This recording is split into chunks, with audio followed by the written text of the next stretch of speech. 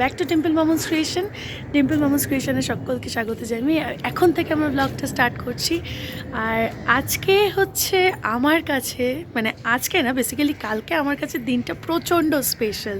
তবে সেই দিনটা স্পেশাল ফিল করা আজকে থেকেই শুরু করে দিয়েছি। তার কারণ কালকে হচ্ছে আমাদের জীবনের প্রথম অ্যানিভার্সারি, ফার্স্ট অ্যানিভার্সারি যেটাকে বলা যেতে পারে, 24th of Jan। দেখতে দেখতে একটা বছর পার করে দিলাম আর কি, টেনে হিচড়ে একটা বছর পার করে দিয়েছি। তো যাই হোক, অ্যানিভার্সারি উপলক্ষে সেরকম কিছু আমাদের প্ল্যানিং নেই, মানে কোনো সেরকম বিশাল কিছু সেলিব্রেশন হচ্ছে না। তবে হ্যাঁ, সেলিব্রেশন হচ্ছে না তো কী হচ্ছে, ট্রিপে যাচ্ছি। তো এই 2 days ট্রিপে যাচ্ছি, আর সেটা বেরোবো আর কিছুক্ষণ বাদেই। ঋষি আসবে, তারপরে আর কি দুজনে মিলে অ্যাকচুয়ালি যাব আমরা মন্দারমণিতে ঘুরতে। অ্যাকচুয়ালি আমারও মন্দারমণিতে যাওয়া নেই, ঋষিরও যাওয়া নেই, কেউ কখনোই কোনো দিনই যায়নি। তো তাই ভাবলাম যে চলো 2 দিনের জন্য ছুটি যখন পাওয়াই গেছে, তাহলে 2 দিনের জন্য একটুখানি মন্দারমণি ঘুরে আসা যাক। তো সেই উপলক্ষে আর কি সব কিছু তোড়জোড় চলছে। আর এখন আর কি মোটামুটি গোছানো তো হয়ে গেছে, তোমরা সেটা আগের একটা ছোট্ট মিনি ব্লগ তোমাদের সাথে শেয়ার করেছিলাম। এবার লাস্ট টুকটাক যেটুকু বাকি সেটুকু নেব। আর এখন আর কি এসছি একটু ছাদে রোদ পোয়াতে। আজকে একটু দেখছি ঠান্ডা ঠান্ডা লাগছে, প্লাস আজকে আবার সরস্বতী পুজো।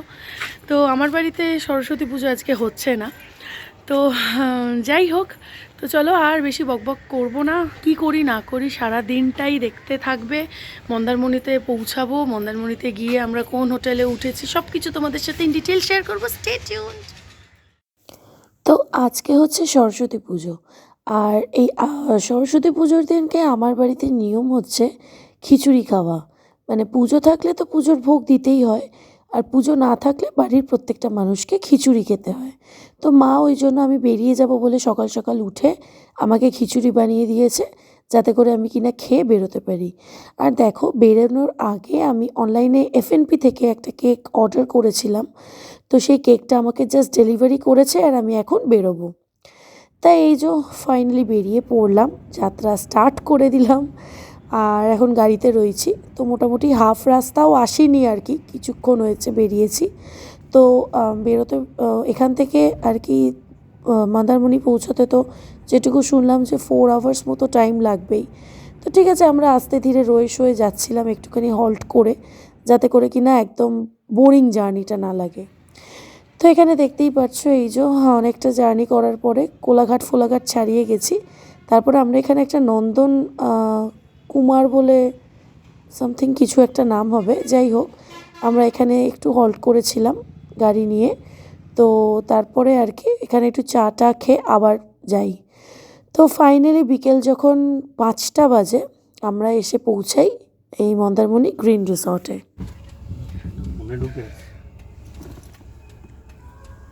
সুইমিং পুল আছে আবার। হ্যাঁ,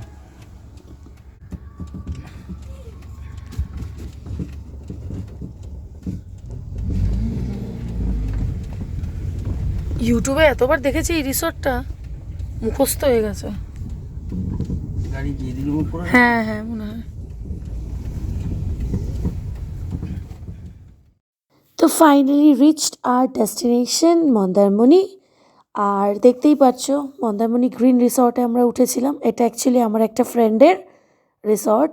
তো ওর থেকেই সমস্ত কিছু ডিটেলস নিয়ে আমরা আর কি গেছিলাম, যেহেতু বন্ধুর জায়গা, তো সেই জন্য এখানে আরও বেশি এনজয়মেন্টটা হচ্ছিল। তো নেবেই আর কি তোমাদের সাথে শেয়ার করব বলে ভিডিওগুলো আর কি ক্লিপসগুলো তুলেছি। এই পেছনের পোর্শন যেটা দেখছো, ওগুলো হচ্ছে সমস্ত রুমস। আর আমরা নিয়েছিলাম পার্সোনাল একটা কটেজ। তো এই দেখো কটেজের ভেতরটা আর কি রুমটা দেখাচ্ছি। ভীষণ সুন্দর, ভীষণ, আমার তো দারুণ পছন্দ হয়েছে। তো আমি বলবো যারা যারা মন্দারমণি যাওয়ার প্ল্যান করছো, do visit Mandarmani green resort. ভীষণ একটা সুন্দর প্লেস। আমি এইটা আমার ফার্স্ট টাইম মন্দারমণি ভিজিট, আমি তোমাদেরকে আগেও বললাম।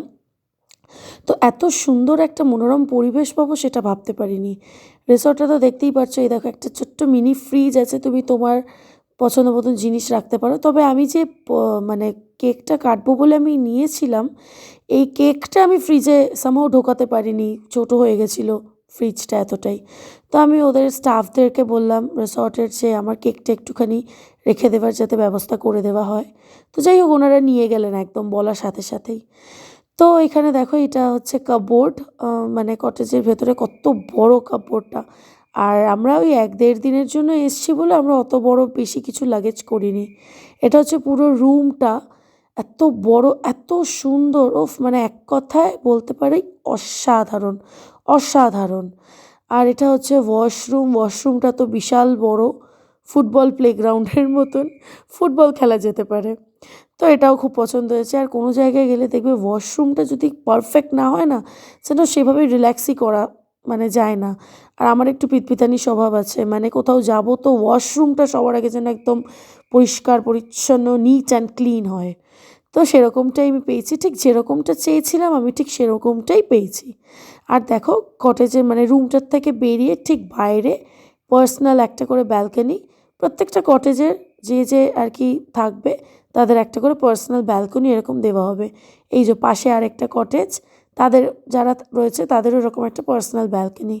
তো এটা হচ্ছে আউটসাইড ভিউটা, ওই সাইডে সুইমিং পুল রয়েছে, আর এই সাইডে পুরো ভ্যাকেন্ট এরিয়া, বসে তোমরা এনজয় করতে পারো। আর ওই পাশের পোর্শনগুলো হচ্ছে রুমস, যারা রুম নেবে তারা রুমে থাকতে পারে। আর এই পাশের পুরো পোর্শনটা হচ্ছে কটেজে ভর্তি। আর এই যে এটা হচ্ছে আউটসাইড থেকে আর কি ভেতরের রুমের ভিউটা তোমাদের সাথে শেয়ার করছি। তো তারপরে এসে প্রচণ্ড খিদে পেয়ে গেছিলো, প্রথমেই অর্ডার করে দিলাম একটুখানি চাউমিন, তার সাথে একটুখানি চিলি ফিশ। ফার্স্ট অ্যানিভার্সারি, মানে আজকের দিনে আমাদের কি হয়েছিল, আইবুড়ো ভাত। আমি এই টাইমে কি করছিলাম, কটা বাজে এখন? ও, আমি মেহেন্দি কমপ্লিট করেছি কিংবা করছি, এরম ব্যাপার। আর তুমি কি করছিলে গত বছর আজকের দিনে? শুয়েছিলে? নিজের বিয়েতে নিজে খেটেছো? কি কেটেছো গো? ওই খাওয়া দাওয়া এসব করে খুব ক্লান্ত ছিলাম। ও, আইবুড়ো ভাতে এত খেয়েছে, পেট টেসছে। বিশ্রাম নিচ্ছিলাম এই টাইমটা। গত বছরে আজকের দিনে কি করছিলে, আর আজকের মানে এই ইয়ারে আজকের দিনে কি করছে? চাউমিন খাচ্ছি, বসে বন্ধের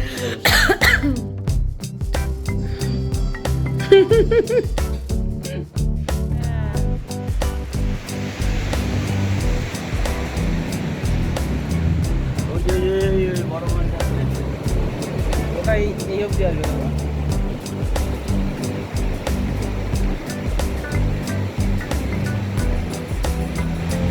সকালে বোঝা যাবে।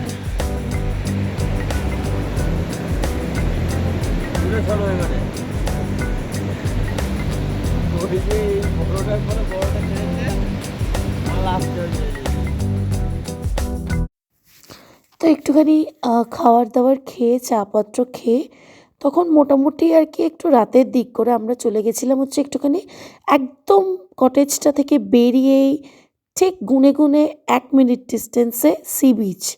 তবে সি বিচটা একটু রাত হয়ে গেছিলাম, এত অন্ধকার ছিল যে কিচ্ছু বুঝতে পারছিলাম না, তাই জন্য তোমাদের সাথে খুব ভালোভাবে ওটা শেয়ার করতে পারিনি।